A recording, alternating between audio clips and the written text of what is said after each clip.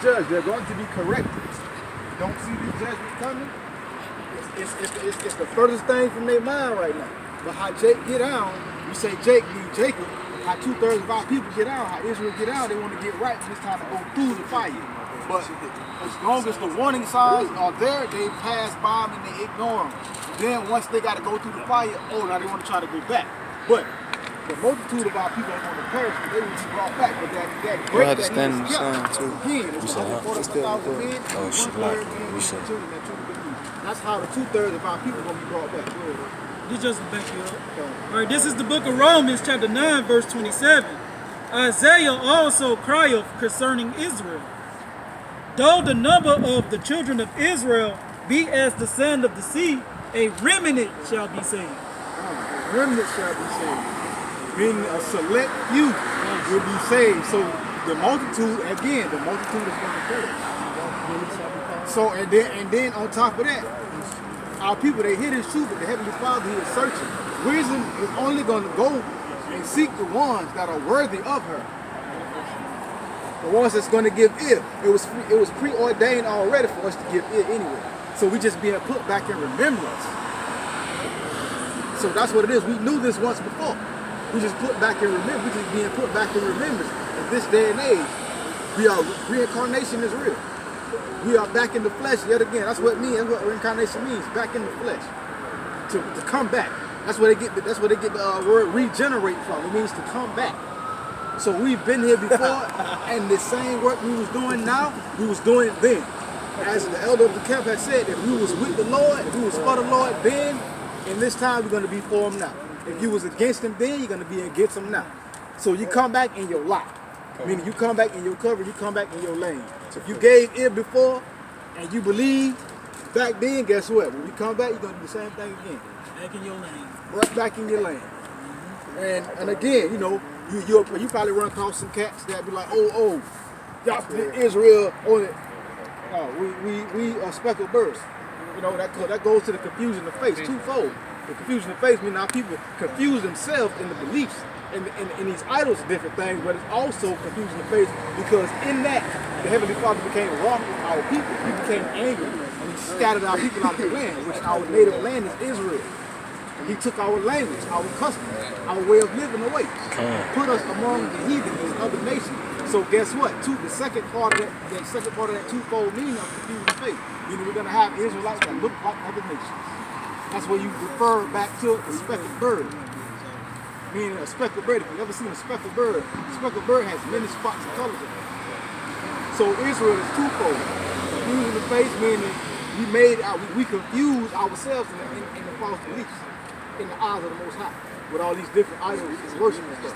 And also, you just scatter. That's the second part of the confusion of faith. We mingled amongst the heathen, all right? You know, that's where the concubines come in at, all right? You know, you can't take them as a wife. They can be a concubine, all right? You know, but I got a scripture, all right? And it's the book of Matthew, chapter 11, verse 28. Come unto me, all you that labor and are heavy laden, and I will give you rest. Take my yoke upon you and learn of me, for I am meek and lowly in heart, and ye shall find rest unto your souls. For my yoke is easy and my burden is light. All right. So ultimately, just being a man of the 12 tribes of Israel, all right, or a confusion of faith that line up and coincide with the tribes, you ought to do the things that are pleasing to the Heavenly Father and the Son, man. And that's the dwelling prophecy, man. You know, the Spirit of the Lord is the Spirit of prophecy. You know, always being a watchman. You know, warn your people. All right. You know, always dwelling on the things that's going on in the news, what's going on in the world, and lining up to the scriptures, man. Lining up with the foundation. All right. You know, pick the meat off the bone, so to speak. You know. So ultimately, it's to do the work. You know, prophesy. You know, prophesy against the sinful and wicked kingdom. That's how you'll get the mark of these. That's in Ezekiel chapter 9. All right, that mark. Going back to the Hebrew word bawah, meaning to be exempt. You want that mark of exemption. All right. For doing and crying and sighing, man, for the abominations thereof, man, for going against the philosophies and the wine of this infrastructure, this kingdom, this wicked kingdom, all right? Particularly the kingdom of Esau, all right? The heaven of Esau. So you ought to do the work of the Heavenly Father, Yahweh Shem Yahushua, come out there and do the work, man. That's ultimately how you save yourself, you know? and wash those sins. Your sins be blotted out by doing the work, you know. Trying to save someone else, ultimately to save yourself. Okay. Doing the work. This is the waters that you will drink from and you won't thirst no more. This is the path. The Most High, He led every last one of us to Him. We all come from different walks of life, different terms too. I had Baba Kashaw, Job, Salaki, Proverbs 20 and 24. Man's goings is of the Lord. How can a man understand his own way? You know, it's a reason why you came about and you've been seeking truth. You've been watching videos, however long you've been watching videos, all right? But you've been seeking the Lord. You've been seeking the truth. And you stumbled across the 100% truth, you know, not the watered down doctrine, you know, the temper mortar, man. You ran into the brick wall, man, the rock. The true foundation of Yahweh Shah, the tabernacle of David. And again, I repeat, we are not crayon prophets.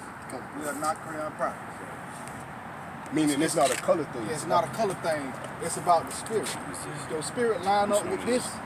If it's resonating with you, it's simply and easy to put your Israelite.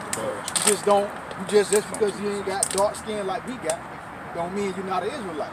And that's when you have to refer back to speckled bird. You got a lot of A, B, C, E, F, G Israelite camps that say that, oh, only Israel is dark skin. That's crazy. You know, in the times we're living in now, somebody look at you like, oh, that's a white man. Nah, he's not. Oh, he's eating that. No, he's not. No, he's not.